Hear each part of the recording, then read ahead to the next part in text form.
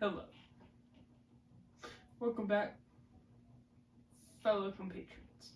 Of my currently only 2 subscribers, this is not going to be a very long video, because I'm thinking that maybe 20 minutes to 30 minutes is a bit long. So we're going to shorten it. So, today we are going to talk about only a handful of things. And this one's going to go by really quick, so bear with me. Alrighty, so we're going to talk about the cleaner. And you may be wondering, what's the cleaner? So this is an upcoming project with Daisy Ridley, along with a few actors from the show One Piece, the new Netflix one. And so it's going to be like, she's an ex-military Navy SEAL. She's now a window cleaner.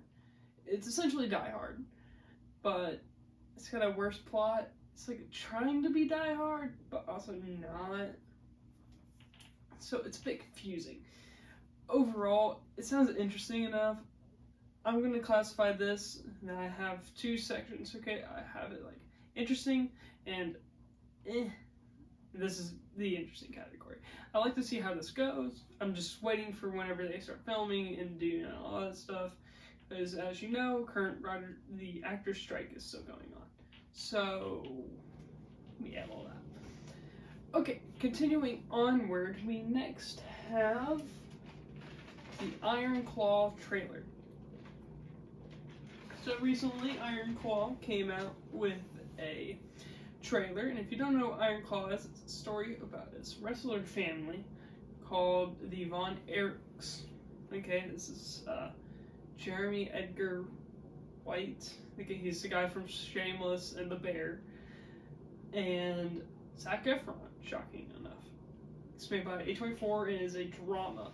If you don't know the story of the Von Erichs, I can give you a brief rundown. There are 6 kids, the wrestler legend, and 5 of these kids kill themselves within a 9-year time period. 9 years difference each. It's like one died, 9 years later, the next one died, 9 years later, the next one died, etc. Until 5 of them were dead. And then the final one kept contemplating about committing suicide, but he never got around to it because he was like, I don't need to. And he's still alive to this day, so I don't know. Seems interesting. I'm gonna put this into the interesting category, so yeah. Okay, what's next? Let me keep thinking. We're gonna now talk about the Guillermo del Toro canceled Star Wars project. And this is a very interesting one. It's interesting because it was going to be set about 10,000 years before The Phantom Menace. And it was going to be a Jabba the Hutt origin story. It was going to set Jabba the Hutt up. And the weirdest thing is it's Guillermo del Toro, which is interesting. If you don't know who he is, he made the Troll Hunter TV shows, the Of Arcadia shows on Netflix, and the stop-motion Pinocchio film about Nazis. So, he's a pretty well-known actor. I mean, writer, director, wherever you have it. He's pretty famous. He's interesting, so it would have been interesting to see how a Jabba the Hutt film would work. And continuing with the Star Wars thing, so everyone's wondering, what's the next Star Wars project? Ahsoka just came out, so probably there are 2 options for what the next Star Wars project is. It's either going to be the Acolyte TV show, which is set during the end of the High Republic, and this is where everybody gets confused. Okay, so there are 6 sections of Star Wars. You have the Old Republic, right? And this is where the Knights of the Old Republic games are. Anything really happened in here. This is where Revan is. Darth Plagueis was kind of started showing up. Oh, Darth Plagueis is Master, one of the First Lords. I'm not going to show a picture of him, but he's really weird. He's really weird looking.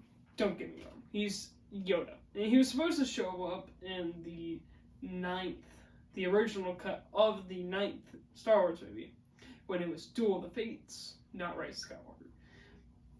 But continuing onward, then it was the High Republic, and then the Republic, aka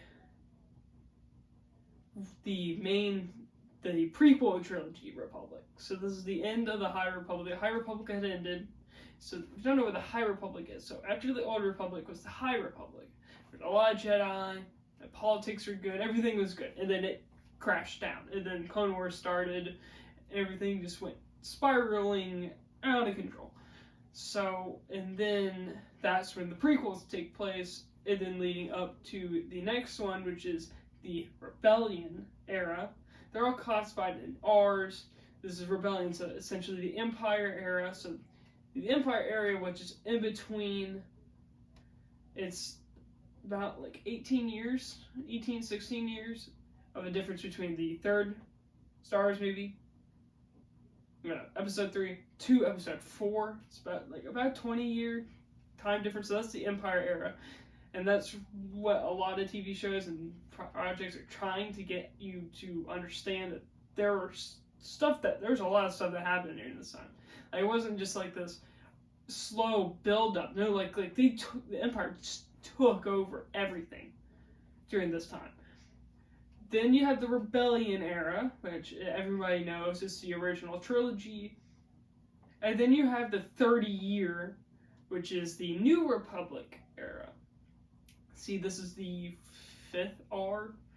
This is the New Republic era. So after the Rebellion and the defeat of the Empire, this is when the Mando TV show, Ahsoka, Book of Boba Fett, and the upcoming Mando. This is called the Mandoverse. So that's just what the time period's called. So 30 years in between 6 and 7. There's 30 years between those movies. So that's what these projects are. It's trying to fill in the gaps of what happened. These are shows. This is the Mandoverse, and then and then Resistance, not Rebellion. Rebellion's not even a show.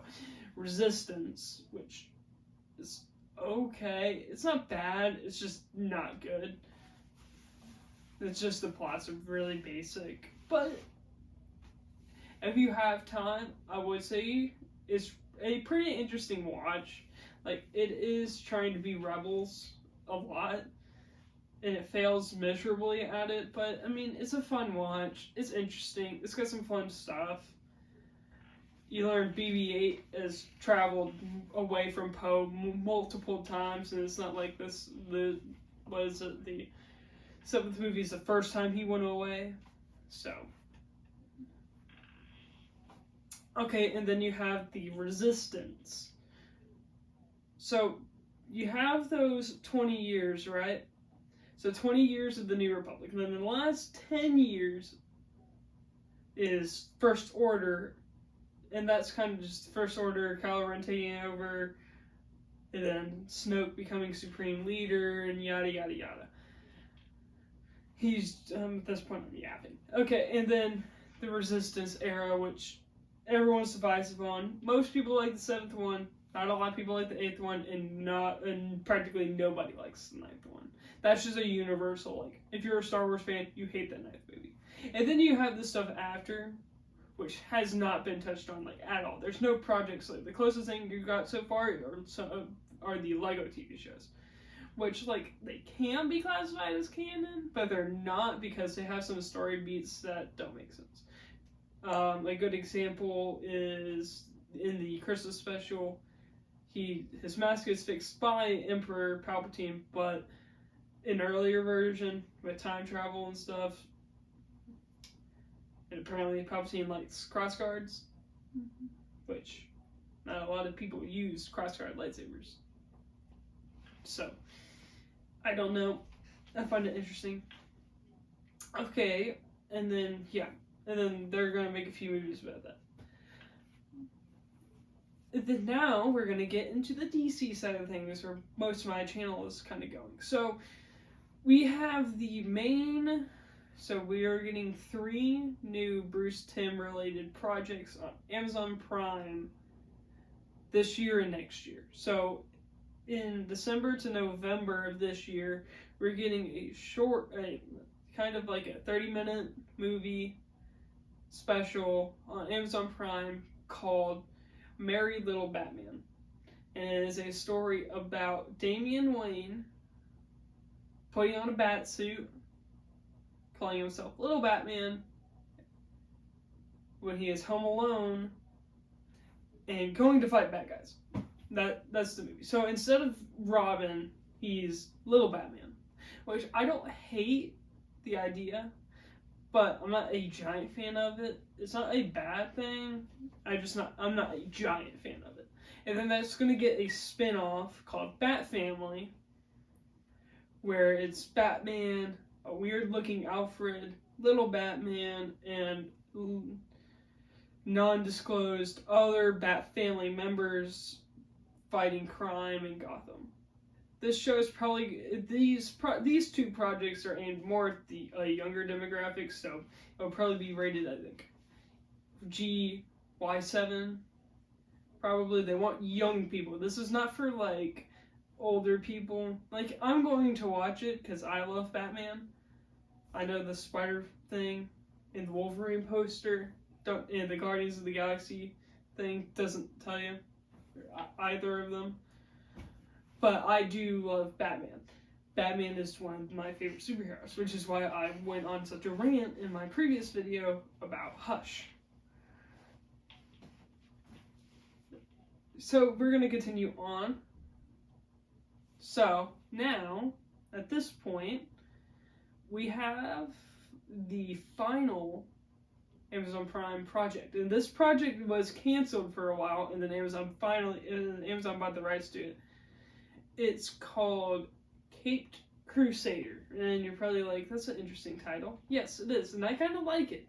It's a spiritual successor, apparently, is made by Bruce Timm and J.J. Abrams. It is a spiritual successor to the BTAS, which, if you don't know what that means Batman the Animated Series.